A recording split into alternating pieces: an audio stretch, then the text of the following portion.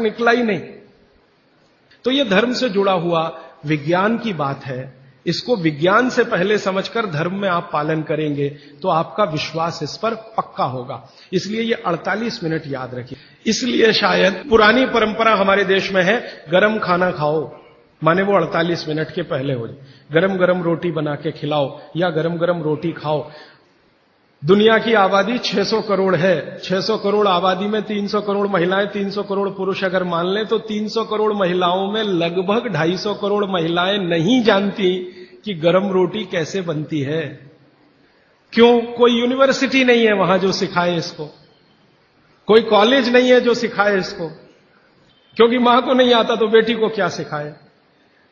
थोड़े दिन पहले हमारे पास एक दंपत्ति आए फिनलैंड से, एक पति और एक पत्नी दोनों आए।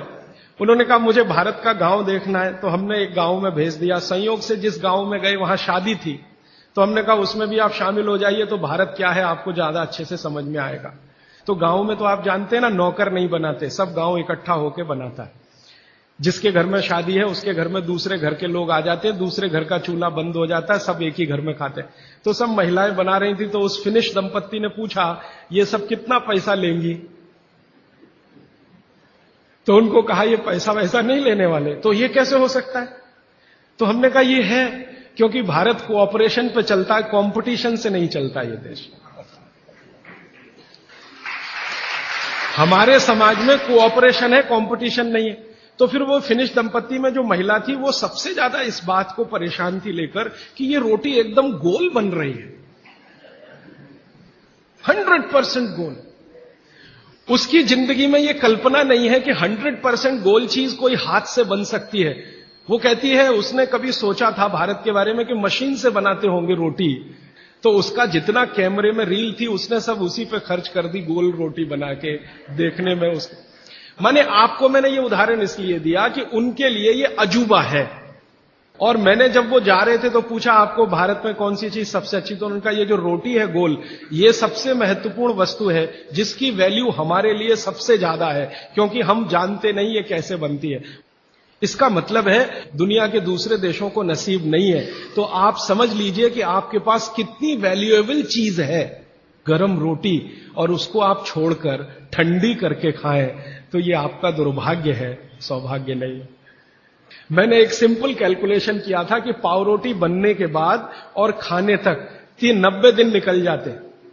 हमारे आयुर्वेद शास्त्र में भागवत जी कहते हैं कि पिसा हुआ आटा, वो ये कहते हैं कि 15 दिन से ज्यादा पुराना कभी भी मत खाना। 15 दिन मैक्सिमम, वो भी गेहूं के लिए। ये चना और मक्की और ज्वारी, इसके लिए तो 7 ही दिन कहा उन्होंने। तो अब आप बोलेंगे जी ताजा आटा कहां से लाएं? चक्की है, जिंदाबाद। हिंदुस्तान में हजारों लाखों वर्षों से आटा ताजा बनाकर रोटी बनाने की परंपरा है कि नहीं? जो माताएं यहां बुजुर्ग हैं, इन्होंने अपना गांव देखा होगा, अपने गांव के घर की चक्की देखी होगी। और हमारे घरों में ये जो चक्की चलाने का काम माताएं करती रही हैं, किसी को भी सिजेरियन डिलीवरी नहीं हुई है। चक्की चलाने वाली माताओं के पैरों में दर्द नहीं है। चक्की चलाने वाली माताओं को कभी भी कंधा नहीं दुख रहा है, गर्दन नहीं दुख रही है, नींद अच्छी आ रही है, डायबिटीज नहीं है, हाइपरटेंशन नहीं है, ब्लड प्रेशर नहीं बढ़ा है, 48-50 बीमारियां नहीं है।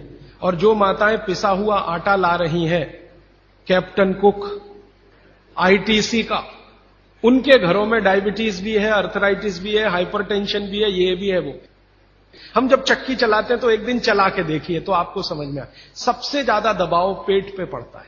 और मां के पेट में एक एक्स्ट्रा ऑर्गन है जो पिता के पेट में नहीं है, जिसको गर्भाशय कहते हैं। और गर्भाशय के बारे में आयुर्वेद के सारे रिसर्च और आधुनिक विज्ञान के सारे रिसर्च ये कहते हैं कि ये गर्भाशय के आसपास के एरिया में जितना हलन चलन हो उतनी इसकी फ्लेक्सिबिलिटी है। फ्लेक्सिबिलिटी माने मुलायमियत। ये हमारे गर्भाशय का सबसे बड़ा गुण है।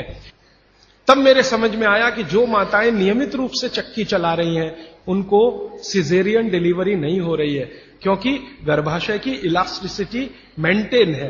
तो आसानी से बच्चा बाहर आ रहा है बिना किसी ऑपरेशन के। तब मुझे ध्यान आया कि हमारी जो पुरानी माताएं हैं उनके 8-8, 10-10 बच्चे होते थे, कभी सुना नहीं कि सिजेरियन। वो दाई आती थी गांव की, जो एमबीबीएस नहीं है, एमडी नहीं है, एमएस नहीं है, और बच्चे करा के चली जाती थी, ऐसे ही जैसे दाल पका के कोई चला गया या चावल पका के कोई चला गया। हां, ऐसे होता है। और आयुर्वेद तो यहां तक कहता है कि मां का गर्भ 7वें महीने तक चक्की चलाने की अनुमति देता है। मां को 7वें महीने तक चक्की चलवाई जा सकती है, 8वें महीने में नहीं, फिर उसको बंद कर देना अच्छा है। और उतने 7 महीने की चक्की आपके लिए पर्याप्त है कि वो बच्चा बिना सीजर के हो। और जो बच्चे बिना सीजर के हैं उनके जीवन को आप देख लें, और जो सिजेरियन है उनके जीवन को देख लें, जमीन आसमान का अंतर है। सीजर बच्चे ज्यादा बीमार हैं, समय समय पे बीमारियां हैं। जो बिना सीजर हैं वो सब स्वस्थ हैं, दुरुस्त हैं, तंदुरुस्त हैं। ब्रेन का डेवलपमेंट भी उनका अच्छा है, लॉजिक को डेवलप करने की कैपेसिटी, कल्पनाशीलता उनमें दूसरे बच्चों से ज्यादा है। तो अब आप इसको अपने जीवन में कैसे उतारेंगे इस सूत्र को? अगर संभव हो तो एक एक चक्की ले लीजिए, संभव हो तो। इससे कई फायदे हैं। आपको सबसे बड़ा फायदा तो यह है कि अगर आपको एक्स्ट्रा वेट है और आप उसको लूज करना चाहते हैं, 15 मिनट सुबह अगर आपने चलाया, 3 महीने बाद आप देखना 12 से 13 किलो वजन कम होगा आपका, सिर्फ 15 मिनट की चक्की। रामदेव जी चक्की चलवाते हैं कि नहीं? आप चलाते हैं कि नहीं? लेकिन वो चक्की चलाते हैं जिसमें कुछ होता ही नहीं है, ऐसे ऐसे चलवाते हैं कि नहीं? तो असलियत में ही चला लो, कुछ तो आटा तो मिलेगा।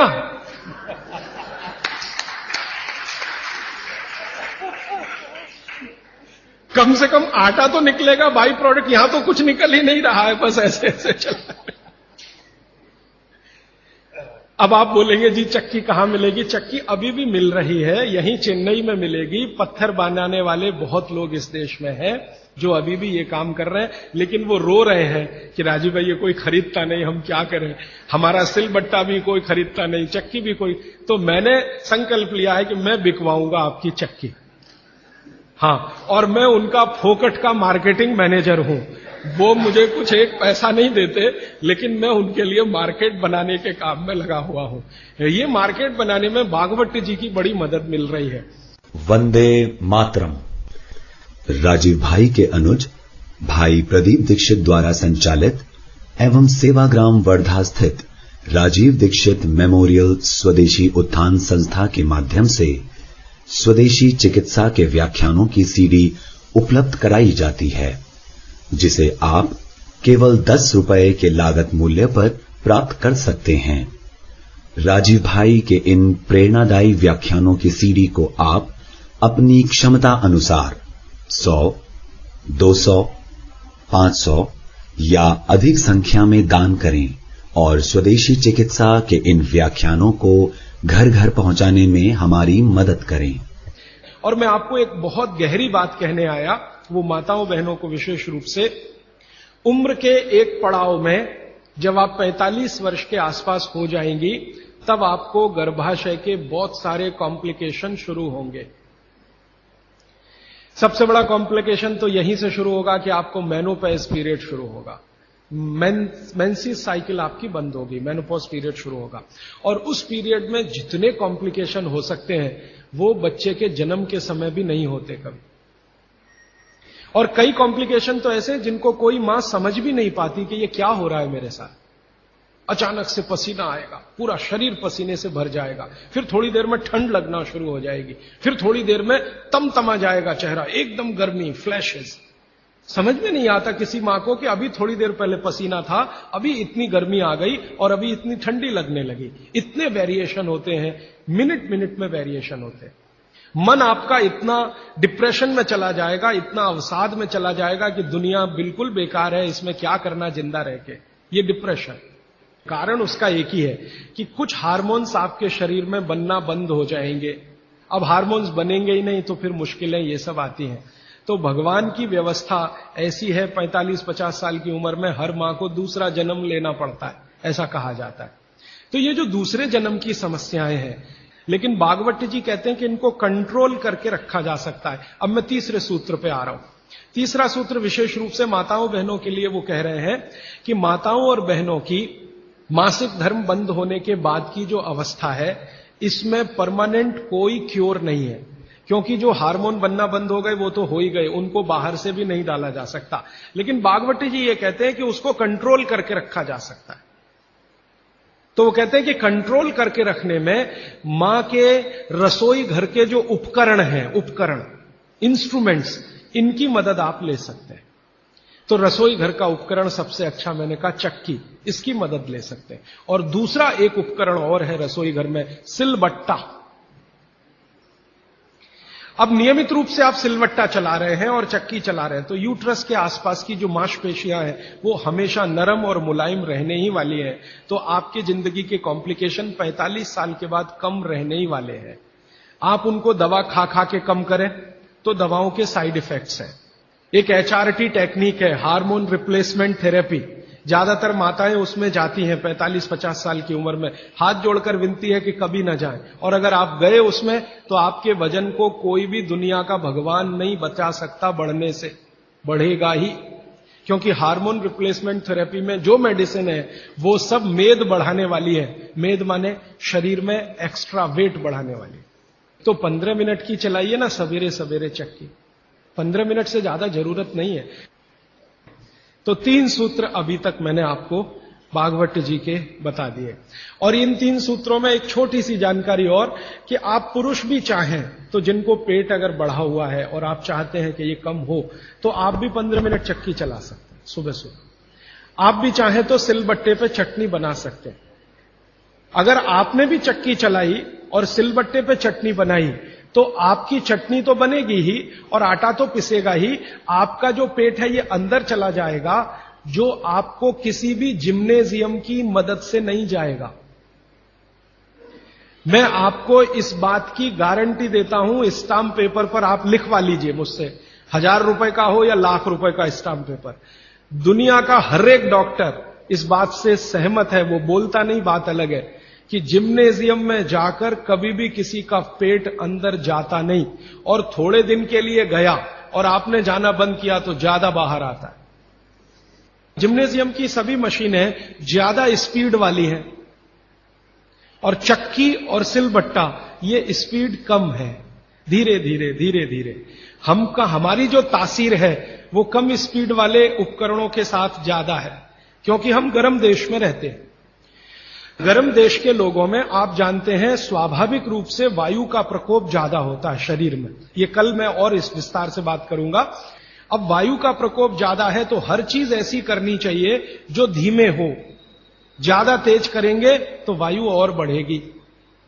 इसलिए यहां के जो डांस है ना, उनके स्टेप्स, जैसे भरतनाट्यम, जैसे कथक, कथकली, ओडिसी, कुचिपुड़ी, ये सब डांस के स्टेप आप देखो स्लो है। ज्यादा ठंड के देशों में क्या होगा कि वायु बिल्कुल उल्टी स्थिति में होती है, बहुत ही कम होती है शरीर में, और पित्त और कफ बहुत बढ़े हुए होते हैं। तो उनका डांस फास्ट होगा, हमारा स्लो होगा। उनकी हर चीज की स्पीड फास्ट होगी, हमारी स्लो होगी। बैलगाड़ी क्या है? पहिया ही तो है। तो पहिए का इन्वेंशन सबसे पहले भारत में ही हुआ दुनिया में, लेकिन हमने वो बैलगाड़ी में लगाया, हवाई जहाज में नहीं लगाया। अपने को जरूरत बैलगाड़ी की ही है, क्योंकि ये स्लो है। स्लो इसलिए कि बैल जो खींच रहा है उसके शरीर को वायु का प्रकोप ना बढ़े। हमारे यहां मनुष्य के लिए जितना सोचा गया, बैल के लिए भी उतना ही सोचा गया। तो बैल की वायु बढ़ेगी, और वायु बढ़ने से मृत्यु जल्दी होती है। पहिया जितना बड़ा होगा स्पीड उतनी स्लो होगी, पहिया जितना छोटा होगा स्पीड उतनी ज्यादा होगी। अब हमने बैलगाड़ी बनाई तो पिछड़े नहीं है, और उन्होंने हवाई जहाज का पहिया बनाया तो अगड़े नहीं है। उन्होंने अपनी मजबूरी का समाधान करने के लिए बनाया, हमने हमारी मजबूरी का समाधान करने के लिए बनाया। तो इसको कम रखने के लिए इसलिए सिलबट्टा है, धीरे धीरे चलता है। और वो जो आपके घर में है मसाला पीसने वाली मशीन, मिक्सी, एकदम फास्ट, ये यूरोप के लिए है, आपके लिए नहीं है। हमारा तो वो धीरे धीरे वाला ही अच्छा है। और एक छोटी सी आखिरी बात, आज के लिए समय हो गया। आखिरी बात यह है, मैं आपको विनम्रता पूर्वक जो कहना आया वो ये कि आपके रसोई में पिछले 20-25 वर्षों में जो बदलाव आया रसोई में, 20-25 वर्षों में हमारे बीमारियों का सबसे बड़ा कारण वो बदलाव है। बदलाव क्या आया? पहले चक्की होती थी, सिलबट्टा होता था, अब मिक्सी आ गई, रोटी बनाने की भी मशीन हमने ली। ये सब बदलाव ने हमको बीमार बनाया। और रसोई घर में जितनी चीजें हैं उन्होंने महिलाओं का शरीर श्रम घटाया। जैसे वॉशिंग मशीन आ गई, इसने आपका शरीर श्रम घटा दिया। और शरीर श्रम घटाने के लिए नहीं है, भागवती जी कहते हैं कि शरीर श्रम घटाने की एक ही उम्र है, 60 के बाद। अब सब कुछ मशीन आ गया तो आप भी मशीन ही हो जाएंगे, और आप हो गए हैं। पता है मशीन हम कैसे हो गए? जिंदगी का रस चला गया, आनंद चला गया। पहले घरों में काम करते समय जो रस था, आनंद था, वो सब चला गया। कैसे चला गया? मैंने बचपन का मुझे याद है, माताएं बहनें काम करते करते बहुत सारे गीत गाती थी। तो अब क्या करते हैं, जो सिनेमा के गीत हैं उनका सीडी लगा के, अब तो वो डीजे ले आते हैं और वीजे पता नहीं क्या क्या उसको बोलते हैं, बड़ा साउंड बॉक्स, और लगा दिया, और ऐसा शोर कान फोड़ने वाला जिसकी न सुर न लय न ताल चला देते हैं। घर में बच्चा पैदा हुआ तो चोली के पीछे क्या, तो चीज बड़ी है मस्त मस्त, आती क्या खंडाला तो जाती क्या खंडाला, ये घर में बजाए जा रहे हैं। कब? जब बच्चा पैदा हुआ, क्योंकि मां को बच्चा पैदा होने के समय के गीत ही याद नहीं है। शादी के समय क्या क्या गीत गाए जाते थे याद नहीं है। तो हमारे यहां काम में आनंद था। यह शब्द बोरियत भारतीय शब्द नहीं है, यह अंग्रेजों का शब्द है। हिंदी में वैसे का वैसे ही हमने ले लिया, बोर होना। जी हम क्या कर रहे हैं? बोर हो रहे हैं। आजकल के बच्चों को मैं बहुत सुनता हूं, जी क्या कर रहे हैं? बोर हो रहे हैं। जी बोर हो रहे हैं। अब बोर हो रहे हैं तो करें क्या? तो ले दे के वो एक टीवी है, चालू कर दिया, उसमें पोगो देखो, पोगो। अब पोगो में क्या है, वो और ज्यादा बोर हो जाओ तो पोगो की जगह कोई दूसरा देखो, लोगो, या तीसरा देखो। वो सब आपको बोरियत में ही ले जाएंगे। क्यों? क्योंकि इसमें इंटरेक्शन कुछ नहीं है, सब कुछ वन साइडेड है। और गीत गाने में इंटरेक्टिव है। तो हमारी माताएं गीत गाती थी, हर समय के लिए गीत बने हैं। पापड़ बना रही हैं, बड़ी बना रही हैं, उस समय के गीत अलग हैं। मसाला पीस रही हैं, उस समय के गीत अलग हैं। शादी के लिए मसाला पीस रहा है, उस समय के गीत अलग हैं। शादी के लिए पापड़ और बड़ी बन रही हैं, उस समय के गीत अलग हैं। ये गीत इकट्ठे आजकल मैं कर रहा हूं, हजारों की संख्या है गीतों की, लेकिन इनको लिपिबद्ध हम नहीं कर पाए, किताबें नहीं छपी, इनकी नोटबुक्स नहीं बनी, तो धीरे धीरे खत्म हो रहे हैं या तिरोहित हो रहे हैं। इन गीतों में जो सुर है, जो लय है, जो ताल है, वो हर मां के लिए आसान है। ये है। और आखिरी सूत्र, माने आज के हिसाब से आखिरी सूत्र, कि आप अपने जीवन में तासीर का ध्यान रखिए, आबो हवा का ध्यान रखिए, वातावरण का ध्यान रखिए जहां आप रह रहे हैं। माने भौगोलिक परिस्थिति, एक शब्द में मैं अगर कहूं तो ज्योग्राफिकल कंडीशंस। तो आपकी जो आबो हवा है, इसका ध्यान रखिए। इसका ध्यान कैसे रखना? मैंने आपसे उदाहरण के लिए में कहा था कि भारत गर्म देश है,